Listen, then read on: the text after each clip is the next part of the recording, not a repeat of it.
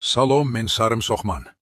Xolesterin qatlamlarini ehtiyotkorlik bilan kesib tashlayman va sog'lom qon oqimi uchun yo'lni bo'shataman. Men avokadoman. Qon tomirlari ichidagi ortiqcha yog'larni eritaman. Shunda qon oson va erkin oqadi. Men yong'oqman.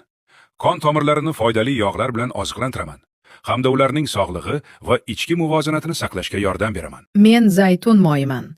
Qon tomirlari devorini yumshoq qoplab, ularni silliq, egiluvchan va yosh qilaman. Men suli yormasiman. Yog' va xolesterin qoldiqlarini o'zimga shimib olib, qon tomirlarining toza va tartibli bo'lishiga yordam beraman. Biz mevalarmiz. Tabiiy himoya hosil qilib, qon tomirlarini oksidlanish va vaqtidan oldin eskirishdan asraymiz. Men ko'k choyman.